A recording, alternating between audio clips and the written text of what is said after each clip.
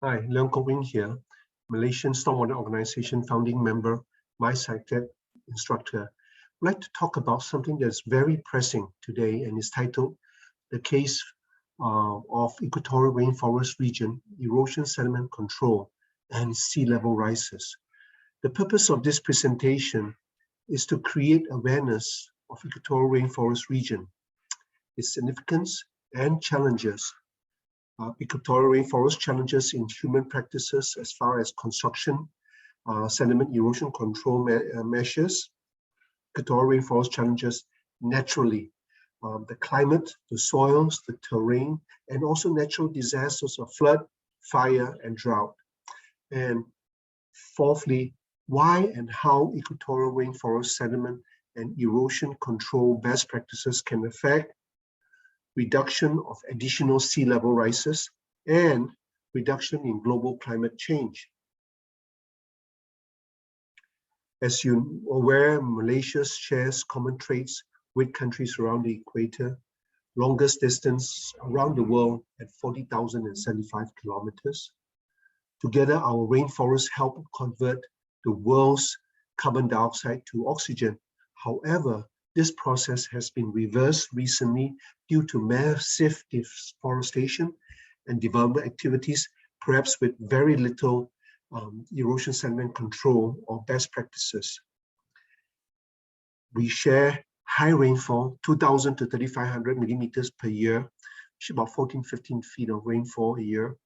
Our soils are dispersive soils, very erosive, heat all year round, average temperature 20 to 35 degrees Celsius. The climate, there is no season. It's high humidity. It's either hot or hotter, wet or wetter. However, with recent extremities in the weather. We are rich in biodiversity in fauna, flora, and wildlife. There's a cartoon of the world showing the equator and the equatorial rainforest region. And here is Malaysia, 4 degrees off the equator. I'd like to stress equatorial rainforest is strategically located. It can affect the world positively or negatively rather quickly because of the distances. It's halfway to the North Pole and halfway to the South Pole. Shortest distance compared to anywhere else in the world to affect differences. Please indulge me if I can. If you consider the world's oceans, just imagine in a bathtub like this. And you have heard this past few years, the melting of glaciers, a lot of studies have been done on that and how melting glaciers add water to the ocean. So in the analogy itself, it adds ocean water and the bathtub keeps rising to the extent that it can sea level rises and it can affect flooding. Okay, but what is not been publicized much at all is, I would like to point out, is the erosion of bare slopes, especially in the equatorial rainforest countries where there is huge rainfall, as we mentioned earlier. If the bare slopes after grading has been left alone for quite some time, daily rain will affect serious sediment mud flows to the drainage channels, to the rivers, and to the oceans, like you see here, filling up the bathtub, okay? To the extent that rising bathtub equates to rising sea level, right? I think you agree with me on that. And then when the overspilling at the bathtub shall equate to flooding of coastal communities, ladies and gentlemen. And what happens when that situation is you have this cartoon best tell it all, when people are running for their lives and flooding and serious mopping of properties, and that damage of properties. Now let's talk about equatorial rainforest challenges, human causes, construction practices. This is an example of a vegetable plantation before land clearing activities, beautiful forest, but after grading, left open, and you see that smudges of the soil already washing down. So are we lack of some construction practices here? Definitely. These are the greenhouses they built here. Another event, property development, rain on exposed soil surfaces. Here, exposed soil surfaces, frequent rain impact, as you can see here, which equates to sediment flow and mud flow discharging from the site, which goes into drainage channel, which goes to river, which end up in the ocean also. Another one, construction practices, road access to mining operation, road access to utility company construction activities, be it power lines, hydro dams, pipelines, whatever you have. Okay, these are roadway access to minings. This is a roadway access to utility construction. Another one, these are huge sites now, commercial industrial development and plantation development sites. This is a huge site, okay, of commercial industrial development. This is a huge plantation development site, okay.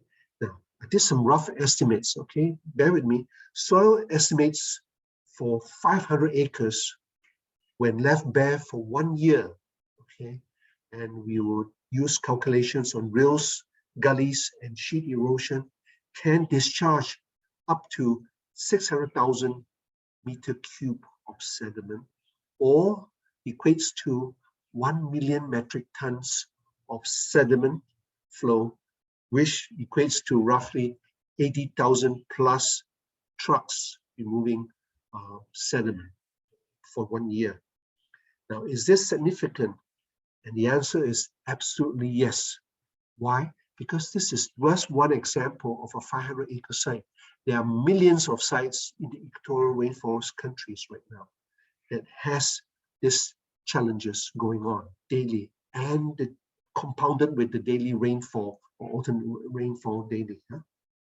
Okay, how about natural causes? Yes, example of forest fires in Kalimantan, in the island of Borneo.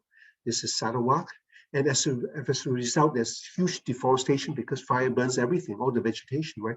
So, but then unlike some of the other temperate countries where you may have dry seasons, we have wet or wetter seasons, okay? So it rains every alternate day or every day. So when the rain comes, sediment flows, which equates to drainage channels like that, okay, to the river, which muds up the river that flows to the ocean.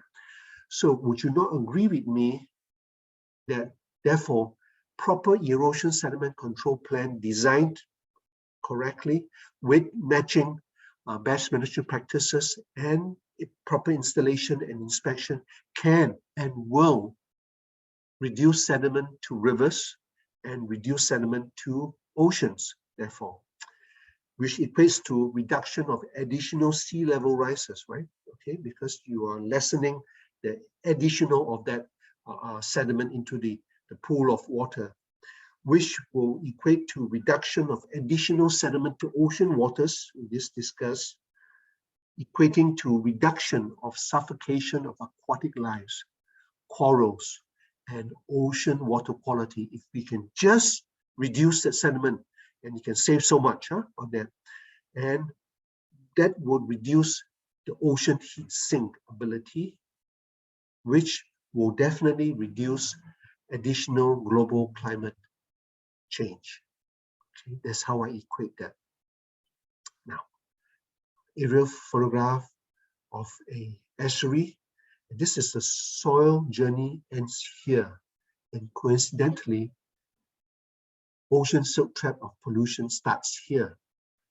I'm tongue-in-cheek here, but it's real. It's happening daily. Okay. So then the next question is, can this situation be sustainable? Absolutely not. It accelerates daily. Sharing with you something I read from the Journal of Geology titled Worldwide Delivery of River Sediment to the Oceans in 1983, presented by Professor Miniman and Professor Mead, whereby they state that 15.5 billion tons per year of sediment from river sediment to ocean in 1983, that's 40 years ago, okay, of which the next part is 15.5 billion is 15.5 thousand million tons, okay, of which 70% of the total is derived from Southern Asia and the larger islands in the Pacific and Indian Oceans. Now that is huge. Now, that's 40 years ago. Would it not be inconceivable, and I think you agree with me, that that amount has increased many folds because of the huge deforestations and construction activities with minimum erosion sediment control measures over the past 40 years? Would you not agree with me on that? Therefore, just a recap, a progression of ocean water quality and seabed. So this is maybe melting of glacier ice and the water quality. And it goes, this is sediment flow from eroded slope sites.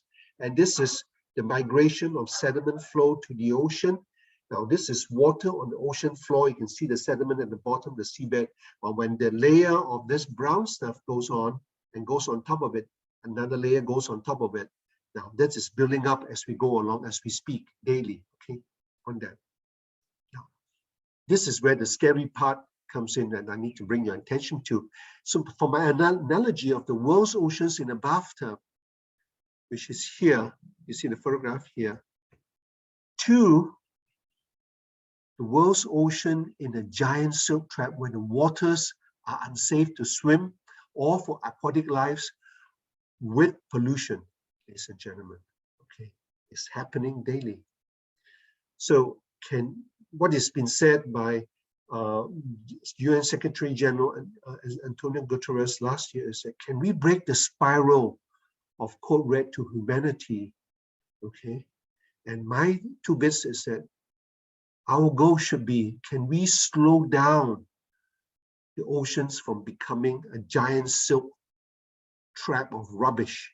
Can we slow it down? I'm not asking to remove it immediately, just slow it down to start off with. Can we do that? Okay.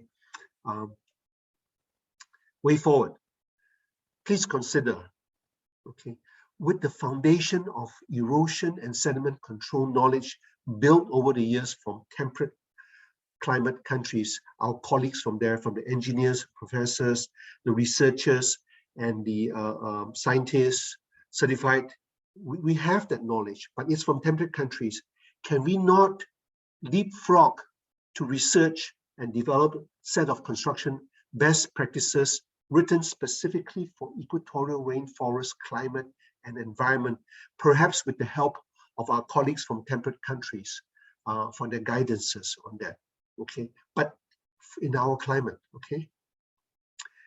Thereby, with mutual mitigation measures for erosion, runoff, sediment control best practices that shall improve water quality at site discharges, construction site discharges, that thereby will reduce additional sea level rises, and thereby will reduce additional global climate change.